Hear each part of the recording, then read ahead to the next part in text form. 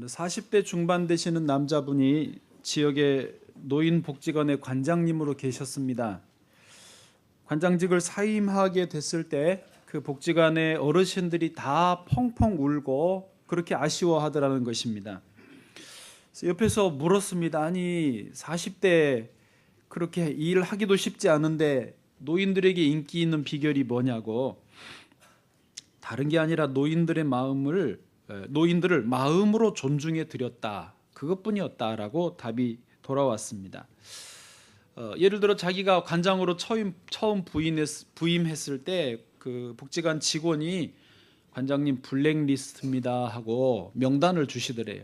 13명이 적혀 있었는데 살펴보니까 이분들은 다 하나같이 자기 집도 있으시고 연금 받는 다 괜찮은 분들이었어요. 근데 왜 그럴까 생각을 해보니까 이분들은 기관장 출신, 또 교장도 지내신 분도 있고요. 다 대접받는 그런 사람들이었는데 노인 복지관에만 오면 다 애 취급을 하는 거예요. 줄 서세요, 식판 들으세요, 식권 끊었어요 할아버지 하면서 유치원생 취급하니까 이 관장님 표현으로는 사람이 인격을 무시당하고 인간의 존엄성이 무시당하면 야수로 변한다. 그분 표현입니다. 그래서 이분이 그 복지관의 표어를 절대 꼰대 취급하지 말고 원로로 예우하자. 그래서요, 어르신들에게 대단하셨네요 어르신, 어떻게 자녀들을 그렇게 기르셨어요, 어떻게 그렇게 그런 일을 다 하셨어요 하면서 이 말을 잘 하니까, 어르신들을 대우를 하니까 태도가 달라지셨다는 것입니다. 최근 우리나라 사회가 노인들을 좀 무시하는 분위기입니다. 저는 시골에서 자랐는데 어른을 만나면 반드시 인사를 해라라고 배웠어요. 그래서 누구든지 동네에서 어른 만나면 안녕하세요, 꼭 먼저 인사를 했습니다. 교회 앞에서도 이제 제가 목사인 줄 아시니까 만나는 분들에게, 어르신들 특히 이제 할아버지 할머니 인사합니다 그러면 네 하시고 되게 좋아하세요. 어떤 분은 인사를 기대 안 하고 지나가시다가 뒤늦게 네 이렇게 받아주시는 분도 제법 많습니다. 이제는 어떤 분은 먼저 저한테 안녕하세요 인사해 주시고 그런 분도 계십니다. 그렇게 지내면 얼마나 좋습니까? 현대사회 도시에서는요, 사람을 만나도 잘 아는 척 안 하는 게 예의처럼 됐고, 특히 노인들을 길에서 만나면 거의 외면하다시피 그냥 존재가 없는 것처럼 무시하고 지나가는 듯한 분위기가 참 안타깝습니다. 젊은 사람 지나가면 눈길 주고, 예쁜 사람, 잘생긴 사람 지나가면 한 번 더 쳐다보는 분위기, 문제입니다. 여러분, 어르신들이요 가만히 앉아 계시지만 다 알고 계세요. 다 보고 계세요. 벌써 살아온 세월이 70년, 80년, 90년이면요 앉아서 삼천리예요. 말을 하면 노인이 뭐 잔소리 하신다 이런 말 들으실까 봐 그냥 가만히 계시는 것 뿐이지 다 알고 계신다니까요. 따라서 어른을 공경합시다. 먼저 인사합시다. 여러분, 최소한 교회 안에서는 어른들에게 꼭 인사하시고, 교회 주변에서 우리 교인이 아니실지라도 어디든지 만나시면 먼저 인사하시기를 축복합니다. 정말 필요하고 좋은 거예요. 우리 인생은요, 건축공사로 비유를 하자면 공기가 10년, 20년 아닙니다. 평생 공사 중이에요. 죽을 때까지 우리의 인생이라고 하는 것은 계속 건축을 하는 것이지, 내가 이제 젊은 날 끝났으니까 나는 아니다, 아니면 노년도 끝까지 잘 살아야 되는 것입니다. 어떻게 하는 게 잘 사는 거냐? 주님 안에 있으면 잘 사는 거예요. 젊은 날은 젊은 날대로 주 안에 있으면 좋은 것이고, 노년이시면 노년대로 주 안에 있을 때 복된 날이 되는 것입니다. 주 밖에 있으면요, 젊어도 한심할 수 있고, 젊어도 나약할 수 있고, 무기력할 수 있습니다. 여기 있는 저와 여러분 모두 우리 주님 안에서 날마다가 아름답고 멋지고 감사하고 건강하고 복되시기를 주의 이름으로 축복합니다. 자, 오늘 말씀은요, 예수님이 사람들을 향하여서, 많은 백성들을 향하여서 하나의 비유 이야기를 해주신 내용인데요, 제가 간단하게 다시 한번 해드리면 이렇습니다. 그 주인의 관점에서 해드리겠습니다. 하나님의 관점. 한 주인이 포도원을 기가 막히게 잘 만들었어요. 어떻게 해요? 기가 막히게 해요. 그리고 그 지역의 농부들에게 다 세를 주고 먼 지방으로 여행을 떠났습니다. 한참 이제 시간이 많이 지나서 이쯤에서는 이제 세를 받아도 괜찮겠다 해서 종 한 명을 보냈습니다. 그런데 웬걸요, 종이 빈손으로 돌아왔는데 그것도 실컷 두들겨 맞고 왔습니다. 주인이 생각합니다. 뭔가 착오가 있었나? 종이 가서 버릇없이 했나? 다른 종을 두 번째로 보냈습니다. 그런데 이 종도 역시 실컷 두들겨 맞고 모욕을 당하고 역시 빈손으로 돌아오는 것입니다. 뭔가 착오가 있네, 뭔가 문제가 있네, 왜 그렇지? 그리고 세 번째 또 다른 종을 보냈습니다. 글쎄 이 종도 역시 빈손으로 쫓겨서 돌아왔습니다. 그 주인이 고민입니다. 생각을 합니다. 어떻게 하지? 혹시 종들이어서 무시했나? 그러면 내 사랑하는 아들을 보내자. 저들이 내 아들은 존대하리라 생각하고 아들을 보냈습니다. 그런데요, 아들을 농부들이 포도원 밖으로 끌고 나가서 거기서 죽여버렸다는 소식이 들려왔습니다. 화가 얼마나 나는지요. 얼마나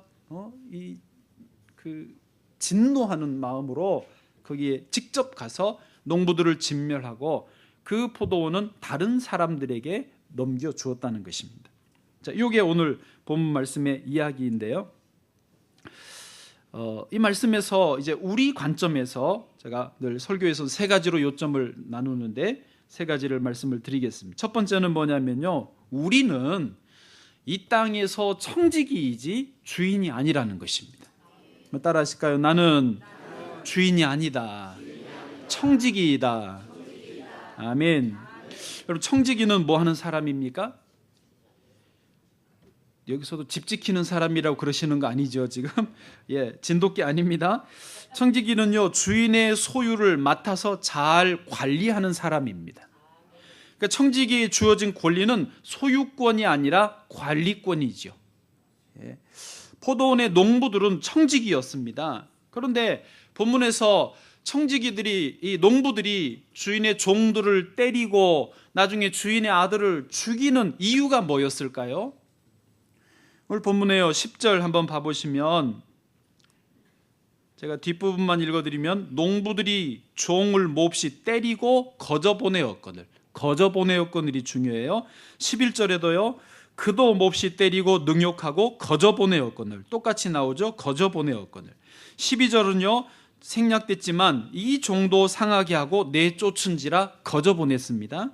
그리고 14절로 가니까요, 아들이 왔는데 이는 상속자니 죽이고 그 유산을 우리의 것으로 만들자 하고, 이 과정에서 농부들의 속셈이 드러납니다. 그것은 뭐냐? 처음에는 세를 안 내겠다라고 하는 작은 욕심이었지만은 나중에는 포도원을 통째로 빼앗아 삼키자, 우리의 소유로 만들자라고 하는 거대한 욕망으로 자랐던 것입니다. 작은 욕심이 거대한 욕망으로 커지면서 그 욕망을 채우기 위해서 이성도 잃고 분별력도 잃고 끔찍한 짓을 저질렀던 것입니다. 그러니까요, 욕심이요, 내가 주인 되고자 하는 욕심이, 청지기직을 잃어버리고 주인 되려고 하는 욕심이 폭력과 살인으로 나아간 것입니다. 시골에서 모닥불을 피우면요, 불나방이 불 속으로 뛰어드는 걸 정말 볼 수 있습니다. 찾아보니까요, 불나방은 원래 그런 본성이 있습니다. 빛을 향하여서 날아가, 일정한 각도를 유지하면서 날아가는 본성이, 지가 불로 뛰어드는 게 아니라 불을 두고 일정한 각도로 이렇게 나는다 보면 그 불을 향해서 빙빙 돌게 되는 것입니다. 그걸 등각 나선이라고 하는데, 한 바퀴 돌고 두 바퀴쯤 돌다 보면 그 각도 때문에 점점 불에 가까워지다가 어느 순간이 되면 빠지직 하고 순교를 당하시는 것입니다. 우리가 청지기인데 처음에는요, 이 정도는 괜찮겠지 생각을 하고 청지기의 어떤 선을 살짝씩 넘어가는 것입니다. 주인 행세를 하는 것이죠. 그러다가 어느 순간이 되면 바늘도둑 소도둑되고, 어느 순간 되면 점점 불에 가까워지다가 빠지직 하고는 순교의 순간이 온다는 것입니다. 그러므로 우리가 하나님의 사람이라면, 내가 청지기라면 이것을 분명히 해야 됩니다. 나는 주인이 아니다. 그래서 그리스도인들은요, 바울이 말하지 않습니까? 예 하고 아니요 아니요를 분명히 하라는 것입니다. 하와처럼 먹으면 죽을지도 모른다 하셨다. 애매하게 말하지 말고 되는 것은 된다, 아닌 것은 아니다라고 분명히 할 줄 알아야 그게 진짜 청지기라는 것입니다. 사실 내가 청지기다라는 의식, 내가 주인이 아니다라고 하는 의식은요, 오히려 우리를 편안하게 해요. 자유를 줘요. 내가 주인이 되려고 하니까 노심초사하고 잠을 못 자고 두려움에 떠는 것이지요. 오히려 내가 집착하기 때문에 잃어버리는 것입니다. 근처 교회 집사님 이야기인데요, 자기 친정어머니가 늘 시골에 계신답니다. 그래서 서울에 오랜만에 딸집 방문하러 올라오셨는데, 평소에는 농사일이다 뭐 일이다 바쁘셔서 못 오는데 오랜만에 와요. 근데 막상 어머님이 이제 서울 오려고 그러니까 장롱 속에 있는 금팔찌, 금목걸이, 금반지가 신경이 쓰이더래요. 아니, 시골에서 문 안 잠그고 다니거든요. 본래 경로당도 문 열어놓고 다니고 밭일 갈 때도 문 안 잠그고 다니는데, 서울 간다 그러니까 이게 갑자기 신경이 참 많이 쓰이시더래요. 그래서 어떡할까 고민하다가 아이고 그래 들고 가자 그래가지고 그 복주머니 같은 데다가 전부 금부치를 집에 있는 거를 모아서 넣어가지고 가방에 넣어서 서울 올라왔어요. 딸과 사이가 어머니 오셨어요 하고 식당에서 식사 맛있게 대접하고 딸 집에 딱 왔는데 앞불싸 가방을 식당에 놓고 오셨어. 막 가가지고 가방 보니까 벌써 어느 님이 가지고 가셨어요. 할렐루야. 네, 할렐루야는 아니고, 뭐든지 그냥 내버려 두면 거기 있는데 너무 집착하면요, 그게 남의 것이 되는 것입니다. 자식도요, 여러분, 내 자식 아니에요. 하나님 자식입니다. 내 자식이라고 너무 집착하면요, 얘가 너무 힘들어서 도망가 버립니다. 아멘. 저는 이제 지금 사드 때문에 중국에 있는 사람들이 참 불편해요. 저희 막내가 중국에서 지금 고등학교 1학년 갔는데 들어보니까 굉장히 불편한 것 같아요. 저도 신경이 좀 쓰이죠, 솔직히 말하면. 그런데 계속해서 너는 하나님 자식이야. 하나님이 널 책임지실 거야. 가끔 전화 통화되거나 카톡을 하면요, 끝에는 반드시 제가 그 말을 합니다. 종소야, 넌 하나님 자녀야? 그러면 얘는요, 예.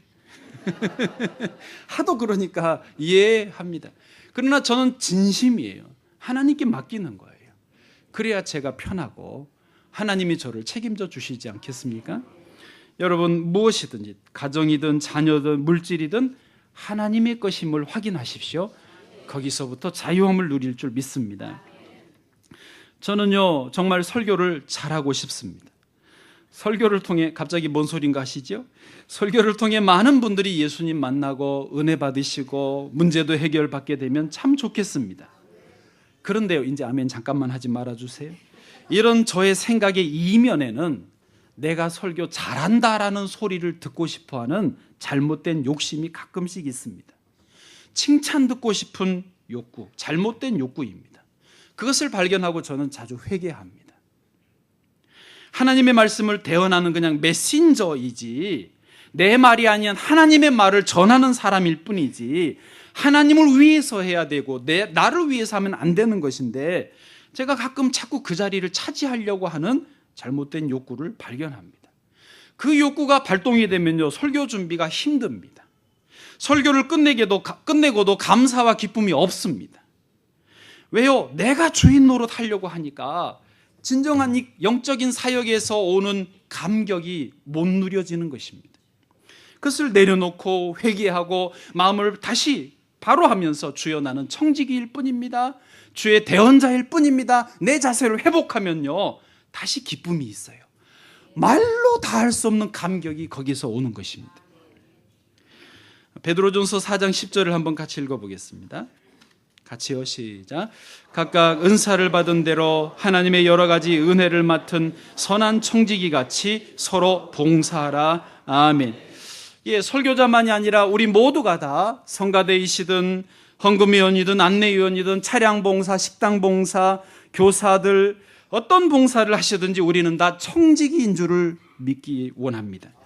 열심히 주의 영광을 위하여서 열심히 주의 일을 하는 것이지 내 일을 하는 게 아닙니다. 그러므로 그 일을 통해서 내가 칭찬 듣고 내가 영광을 받으려고 하시면 안 됩니다. 반드시 문제가 생겨요. 시험 들어요. 시험을 줄 수 있어요. 그러나 주님이 이 일을 내가 맡아서 잠깐 하는 것입니다. 맡겨진 것을 최선을 다할 뿐입니다 하시면 봉사하는 동안요 말로 다 할 수 없는 기쁨이 있습니다. 은혜가 있습니다. 주변의 사람들이 힘을 얻는 것입니다. 예수님은요 이 땅에 사시는 동안에 철저하게 하늘 아버지의 뜻에 맞췄습니다. 내 일을 하시는 게 아니라 아버지의 일을 하면서 예수님이 오히려 청지기로 사셨습니다. 요한복음 8장 29절이 그것을 고백하고 계십니다. 같이 읽어보겠습니다. 시작. 나를 보내신 이가 나와 함께 하시도다. 나는 항상 그가 기뻐하시는 일을 행함으로 나를 혼자 두지 아니하셨느니라. 아멘. 그 중간에 그렇지 않습니까? 나는 항상 그가 기뻐하시는 일을 행함으로, 아버지에게 맞춤으로 아버지가 나를 그냥 내버려 두지 않으시는 거예요. 늘 함께 해주신다. 내게 그 은혜를 주신다는 것을 고백하지 않으십니까? 여러분, 우리가 이 청지기인 것을 분명히 경험하시면, 깨달으면, 확실히 하면요 봉사하면서도 기쁨이 넘치는 거예요. 너무 좋아요. 너무 감사해요. 너무 신나는 거예요.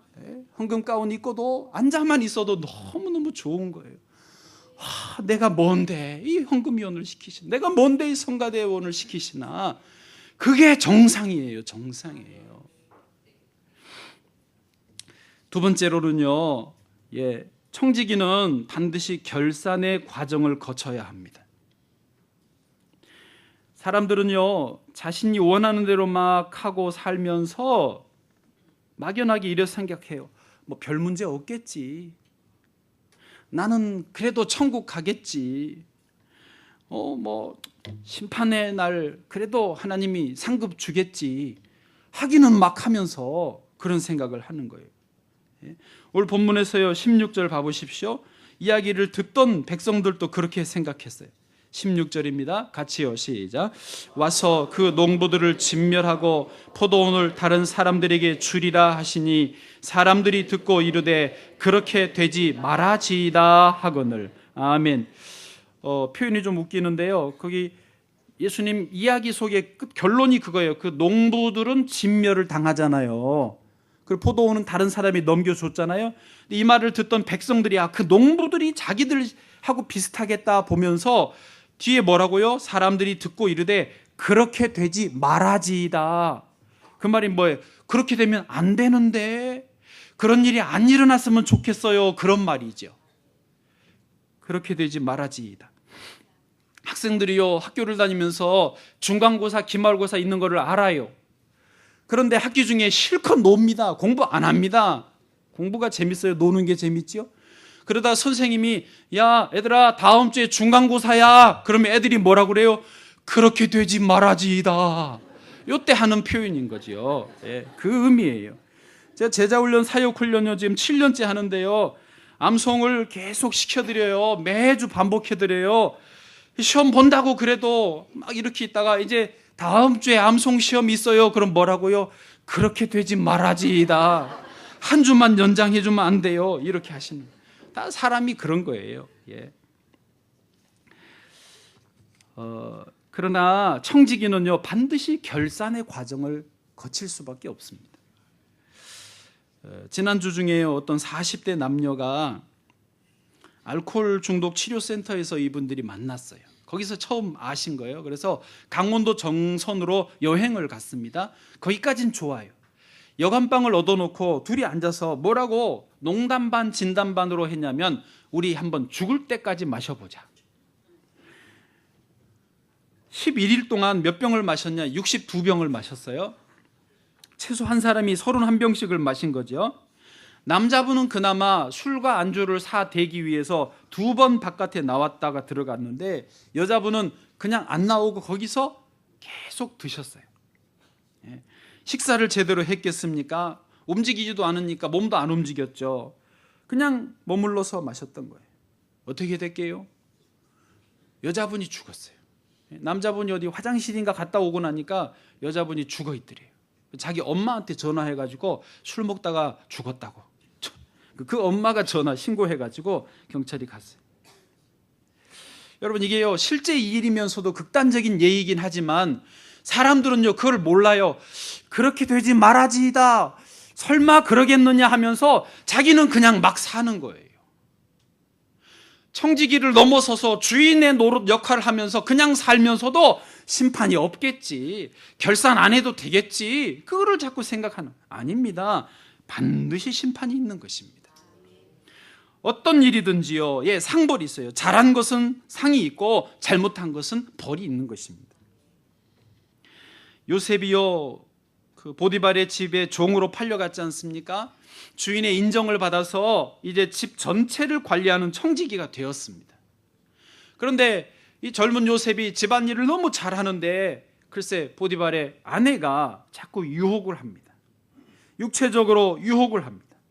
그것에 대해서 요셉이 분명하게 아닙니다. 아니요. 노라고 해요. 창세기 39장 8절 9절입니다. 제가 읽어드려 볼게요. 요셉이 거절하며 자기 주인의 아내에게 이르되 내 주인이 집안의 모든 소유를 간섭하지 아니하고 다 내 손에 위탁하였으니 9절 이 집에는 나보다 더 큰 이가 없으며 주인이 아무것도 내게 금하지 아니하였어도 금한 것은 당신뿐이니 당신은 그의 아내임이라. 그런즉 내가 어찌 이 큰 악을 행하여 하나님께 죄를 지으리이까. 아멘. 요셉은 아니요를 분명히 말했어요. 자기는 청지기예요. 주인의 자리를 넘볼 수 없고 하나님 앞에 죄를 범할 수 없습니다. 분명히 했습니다. 여러분 사람이요 불을 품에 품으면 어떻게 돼요? 옷이 타지 않겠어요? 숯불을 발로 밟으면 어떻게 돼요? 발이 데이지 않겠어요? 근데 사람들은 뭐라고 그래요? 세상이 뭐라고 그래요? 몰래 먹는 사과가 맛있다? 그런 소리 하지 마라고 그러세요. 결국은 다 드러나게 되어 있습니다. 한밤중에 한 일도 다 드러나고 백주대낮에 한 일도 다 드러나는 것입니다. 거짓은 거짓대로 드러나서 심판을 받습니다. 참은 찬대로 드러나서 상을 얻는 것입니다. 요셉은요 보디발 아내 때문에 감옥에 들어갔어요. 보디발은요 생각도 못했어요. 자기 아내가 꾸민 일인 줄을 몰랐어요. 그러나 누가 보고 계세요? 하나님이 보고 계세요. 하늘 아버지가 다 보고 계시면서 요셉을 보시고 어떻게 해요? 인정하시는 거죠. 때가 되니까 요셉을요 하나님이 애굽의 그 감옥에서 꺼내서 애굽의 총리로 세우신 거 아닙니까? 여러분 하나님이 보고 계시는 걸 기억하십시다. 그래서요 뭐 나쁜 짓 당연히 안 하시겠지만 오히려 아무도 안 봐도요 필요한 일은 좋은 일은 하셔야 돼요. 마지막으로 세 번째요. 첫 번째가 뭐였습니까? 우리가 주인이 아니라 청지기이다. 두 번째요. 청지기에게는요 반드시 결산의 과정이 필요하다. 거쳐야 된다. 그래서 세 번째 우리는 예수님을 인생의 기초로 삼아야 된다는 것입니다. 사람들은요 예수님을 무시했습니다. 사람들은 예수님을 버렸습니다. 왜요? 볼품이 없으니까요. 별 볼 일 없는 줄로 알았습니다. 그러나 예수님을 하나님이 모퉁이의 머릿돌이 되게 모퉁이 돌이라고도 하지만 모퉁이는 위치를 말하고요. 머릿돌, 모퉁이의 머릿돌, 가장 중요한 자리에 머릿돌로 우리 예수님을 세우신 줄로 믿습니다.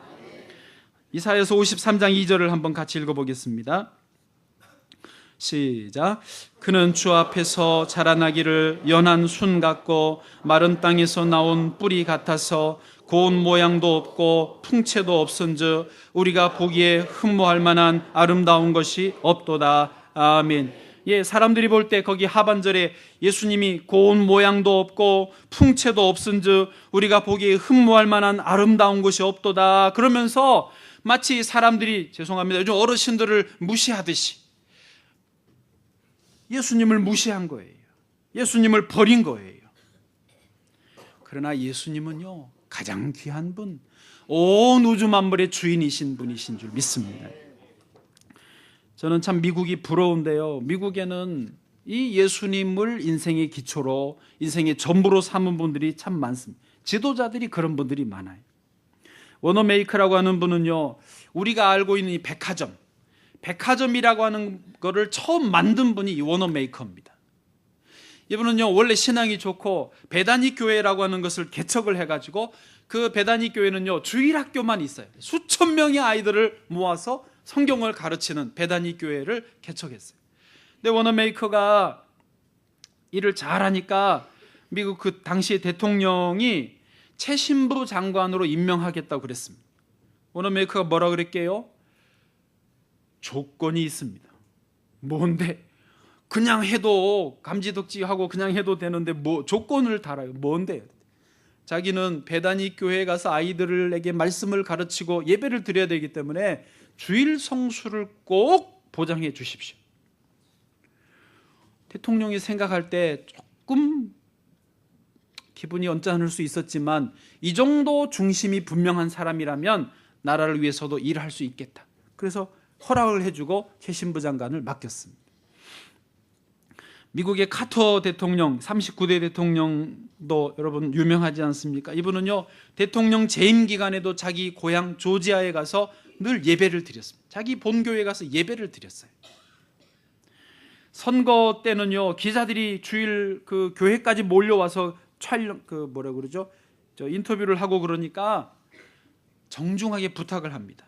이렇게 저를 찾아와 주신 것은 감사하긴 합니다만은 다음 주일부터는 당신들이 평소 나가는 교회에 가서 예배 드리는 게 어떻겠습니까? 라고 기자들을 돌려보냈을 정도입니다. 카터는요, 대통령직에 있었지만 이후에 오히려 더 유명해졌습니다. 노벨 평화상도 받았고요, 지금도 계속해서 주의를 지키면서 성경을 가르칩니다. 2015년 8월에요, 인터넷에 기사가 떴습니다. 카터 사형 선고받다. 암으로 사형 선고를 받았거든요. 그런데요, 2015년 그해 12월에 또 인터넷 기사가 떴습니다. 카터 암 완치 판정받다. 여러분, 카터는요, 인생의 기초, 인생의 목적이 예수 그리스도입니다. 예수 그리스도를 위해서 살고 예수 그리스도를 위해서 대통령직도 얼마든지 내려놓을 수 있었습니다. 그리스도 안에 있으니까 암도 잘 나아요. 암 그리고 잘 나간다니까요. 저 젊었을 때, 지금도 안 젊은 건 아니지만, 민혜경 씨의 노래 내 인생은 나의 것, 내 인생은 나의 것 아시나요? 이 본래의 가사의 의미는 아마 부모들의 억압, 사회적인, 또 그분 여성이니까 사회적인 어떤 그런 억압에서 벗어나고 싶다, 자유로운 영혼이고 싶다, 그런 노랫말일 것입니다. 그러나 그렇다면 나는 최선을 다하겠어요, 날 믿어주세요, 이런 식으로 가사가 나가야지 내 인생은 나의 것, 그거는 안 맞는 말이에요. 내 인생은 누구의 것입니까? 주님의 것입니다. 아멘. 그걸 분명히 해야 됩니다. 저는요, 고속도로 운전하다가 거슬리는 표현이 있어요. 살고 죽는 것은 안전띠가 결정한다. 저는요, 기분 나빠요. 안전띠를 매도 죽으려면 죽을 수 있고요, 사고 나면 안전띠를 안 매도 혹시 살면 살 수 있습니다. 살고 죽는 것은요, 어디에 달려 있어요? 주님에게 달려 있는 거예요. 예수님에게 달려 있는 것이지 안전띠가 나를 살리는 게 아닙니다. 그러나 안전띠는 매시기를 바랍니다. 맬 거는 매고 기도해야죠. 아멘. 선거철이 되어 가는데요, 저는요, 여러분 제가 이 지역을 책임지겠습니다. 여러분 제가 이 나라를 책임지겠습니다. 여러분 대시우. 책임지기는 뭘 책임져요? 자기 앞날도 모르면서, 내일 일을 자기도 모르면서 뭘 나라를 책임져요? 그냥 제가 최선을 다하겠습니다. 열심히 섬기겠습니다. 이런 표현이 제일 적합하죠. 책임진다는 말은요, 함부로 하면 안 되는 거예요. 책임은요, 하나님이 지시는 거예요. 이 나라의 주인은 하나님이시니까. 지난 3월 10일에 미국 오리곤주 지방법원에서요, 참 희한한 판결이 나왔습니다. 한 시민이 청원을 냈는데 자기의 어떤 성적 그 지위를 남성도 아니고 여성도 아닌데 새로운 법적 지위를 내려달라고 청원을 한 거예요. 그래서 오랜 기간 심사해가지고 판결을 해줬는데, 원래는 이 사람 남자인데 남성도 아니고 여성도 아닌 무성으로 판결을 해줬어요. 여보세요? 무성. 예. 이제 자기는 성별 쓰는 난에 무성이라고 쓰게 됐어요. 그 법적으로 허락받은 거니까. 이제요, 성 종류가 점점 많아지고 있습니다. 우리는 남성, 여성만 있잖아요. 근데 성 전환자도 하나의 성 종류입니다. 양성도 있어요. 혹은 간성이라고 하는데 두 가지 성 종류를 다 가진 사람이고요. 이 무성은요, 둘 다 아니라는 거예요. 무성. 현재는 5가지인데 이것을 놓고 그 성 관련 성소수자 인권단체에서 이렇게 환영의 메시지를 보냈어요. 뭐라고 했냐? 사람들이 자신의 성 정체성을 스스로 결정할 수 있게 해 주어야 한다. 여보세요? 그러면 이제 어떻게 되는 거예요? 각자가 자기의 성 정체성을 스스로 결정하게 내버려 두면, 아직까지는 5가지지만 종류가 앞으로 이게 50가지가 될지 500가지가 될지, 우리나라 사람들 진짜 이름 성씨 종류대로 그 수많은 성 종류가 나올지 어떻게 알아요? 진짜 재밌는 황당한 일인 거죠. 이런 중요한 거를 각자 자기가 결정해라? 그건 아닌 거예요. 자기가 주인 되는 거예요. 청직인 줄을 모르는 거예요. 여러분, 온 우주 만물은요, 창조하신 분이 계십니다. 이 우주 만물을 설계하신 분이 계세요. 그 설계도가 뭡니까? 성경입니다. 여러분, 성경을 열심히 봐보세요. 성경의 핵심이 나옵니다. 바로 예수 그리스도이십니다. 예수 그리스도가 우리 인생의 기초가 되시고, 예수 그리스도와 함께 인생을 시작하고 인생을 나아가시기를 주의 이름으로 축복합니다. 거기에 우리의 사는 길이 있는 줄 믿습니다. 지난 월요일 날 우리 우크라이나 선교사님 식사 대접을 좀 했습니다. 근데 선교사님 자녀들 이야기를 듣고 제가 은혜를 많이 받았어요. 너무 은혜를 받았어요. 아드님은 그 과학기술대학 3학년까지 다니다가 휴학을 했는데, 그 뒤로 아버지를 따라서 우크라이나 가서 지금까지 선교사역을 하는 거예요. 물론 결혼했고 나이도 저보다 조금 적지만은 40대입니다. 근데 과기대 다닐 정도면 아주 머리가 수재급이거든요. 그런데도 더 이상 대학 공부하지 않고 거기서 선교사를, 아버지 통역을, 러시아어를 너무너무 잘한다는 거예요. 조용기 목사님, 김장한 목사님이 거기를 방문해서 보고 깜짝 놀라서, 이렇게 스마트한 사람이 여기 그냥 있긴 좀 아깝다. 우리가 어떻게 그 후원금을 마련해 줄 테니까 미국에 가서 마저 공부하고 박사과정까지 해라. 후원해 주겠다고 약속을 했대요. 그런데 이 아드님이요, 손사래를 치더래요. 아닙니다, 목사님, 괜찮습니다. 천국 가는데 박사가 필요한가요? 저는 여기서 선교하는 일이 너무 감사하고 행복합니다. 그리고 사양을 했다는 거예요. 그 따님도요, 따님 한 분이 있는데 장신대에서 오르간을 전공했어요. 대학을 마쳤어요.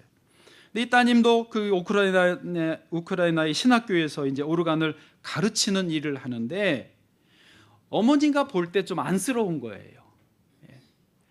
결혼도 하면 좋겠고 한국에 가서 편안하게 살아도 될 텐데 여기 와서 고생한다 싶어서 딸한테 그러셨대요. 너 원하면 한국 가라. 괜찮다. 거기 가서 오르간 가르치고 결혼해서 행복하게 살아라. 이 따님이 뭐라 그러냐면, 엄마, 난 보화를 발견했잖아.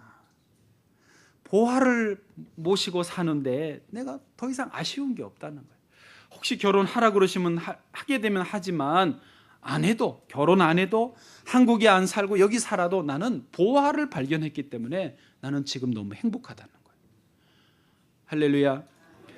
여러분 참 대단합니다. 정말 보화 되신 예수님을 모신 사람이면 꼭 선교지가 아니어도, 결혼을 하든 안 하든, 자녀가 있든 없든, 형편이 어떻든 간에 보화 되신 예수님이 나와 함께 하신다면 그것으로 충분한 것입니다. 할렐루야. 주님께서 저와 여러분과 오늘도 동행하시기를 바랍니다. 젊은 분들이나 나이가 많으신 분들이나 주 안에 계시는 것이 최고의 축복인 줄을 믿습니다.